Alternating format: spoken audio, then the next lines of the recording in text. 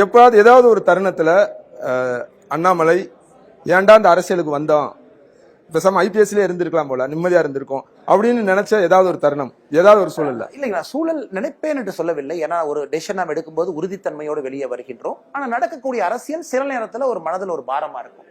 அரசியல் இப்படி இருக்கலாமே, ஏன் இந்த பாதையில போகுது, பேசுகின்ற பேச்சு எல்லாமே ஏன் இப்படி போகுது நிறைய இடத்துல நான் நினைப்பேன்.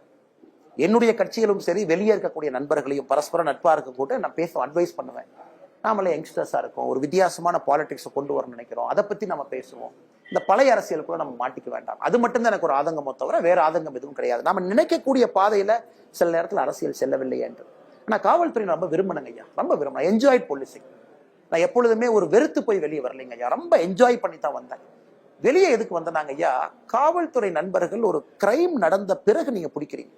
அரசியல்வாதியாக இருக்கும்போது அந்த குற்றம் நடப்பதை உங்களால தடுக்க முடியும், ஒரு பாலிசி மெஷர். அதுதான் நோக்கமோ தவிர ஒரு பவரோ இவரோ அந்த மாதிரி நான் பார்க்கல. இல்ல அதை செய்ய முடிஞ்சதா? இப்ப எத்தனையோ விஷயங்கள் என்னால செய்ய முடியுதுங்க.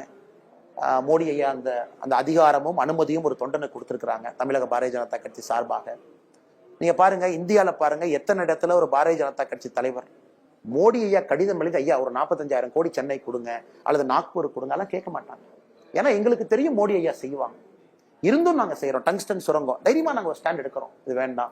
மீத்தேன் ஹைட்ரோ கார்பன் ஸ்டாண்ட் எடுக்கிறோம், இது வேண்டாம். கர்நாடகா இப்ப டங்ஸ்டன் நீங்க சொன்னதுனால அந்த கேள்வி, டங்ஸ்டன்லயே கூட நீங்க போய் பார்த்துட்டு வந்தீங்க, பேசிட்டு வந்தீங்க. இது வரைக்கும் ஒரு உறுதியான அல்லது இறுதியான உத்தரவு அங்க இருந்து வரவே இல்லை. இப்ப பார்லிமெண்ட் செஷன்ல இருக்கா, ஒரு அமைச்சர் இருந்து எல்லாரும் பாராளுமன்றத்துக்குள்ள மாட்டிக்கிட்டு இருக்காங்க. நீங்க பாக்குறீங்க, முழு நேரம் அங்கதான் டிபேட் டிஸ்கஷன் ஒத்தி வைக்கிறாங்க எல்லாம். அமைச்சர் அவருக்கு மூச்சு விடுவதற்கு அவருக்கு நேரம் இல்லைங்கன்னா பார்ட்டி விப்பு கொடுக்குறாங்க, ஒரே நாடு ஒரே தேர்தல் ஓட்டு போடுங்க. இன்னைக்கு துறை ரீதியான நடவடிக்கையும் அமைச்சர்கள் உள்ள இருக்கிறாங்க, எல்லாருமே இந்த வேலை செய்யறாங்க. அதனால நான் உறுதியளித்தது இது நடக்காதுங்க, அது முடிச்சு போச்சு. அதனால விவசாய நண்பர்களுக்கும் புதிய தலைமுறை சார்பாக நான் வைக்கக்கூடிய வேண்டுகோள், தயவு செய்து நண்பர்கள் நீங்க உங்களை வருத்தி கொள்ளாது. உங்களோடு நாங்க இருக்கிறோம். இன்னைக்கு மாவட்ட தலைவர்லாம் அனுப்பி வச்சிருக்கோம். நீங்க போய் சொல்லுங்க, நடக்கவே நடக்காது, நீங்க கிளம்பி போங்க. நடந்தால் பொறுப்பு நான் ஏத்துக்கிறேன். இல்லவே இல்லை, நீங்க தைரியமா போங்க, நான் பொறுப்பு ஏத்துக்கிறேன். இல்லை, இவ்வளவு தூரம் நாங்க தைரியமா சொல்றோம், நீங்க தயவு செஞ்சு போங்க. It's a matter of a technical processing அவங்க பண்ணணும். இதை விட வெளிப்படையாக ஒரு அதிகாரம் இல்லாத ஒரு அண்ணாமலை எப்படி சொல்லுவாங்கன்னா, ஒரு கட்சியினுடைய பிரதிநிதி நானு, கட்சியினுடைய தொண்டன் நானு, அமைச்சர் இல்லை. அதனால் உறுதியாக அது நடக்காது. அமைச்சர் ரொம்ப தெளிவா சொல்லியிருக்கிறாங்க, நல்ல முடிவு வரும் என்று சொல்லி இருக்கின்றோம்.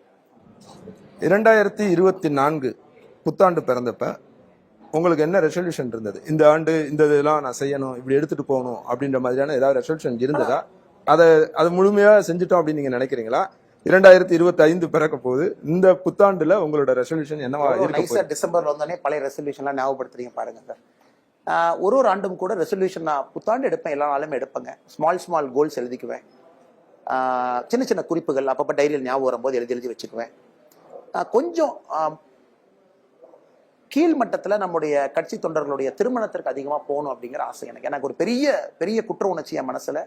கட்சி தொண்டர்கள் திருமணத்துக்கு அதிகமாக போக முடியல. டெல்லி கூப்பிடுறாங்க, இங்கே கூப்பிடுறாங்க, அங்கே கூப்பிடுறாங்க. அது முக்கியமாக முகூர்த்த நாள் 7-8 மாதம் அதை பண்ணணும்.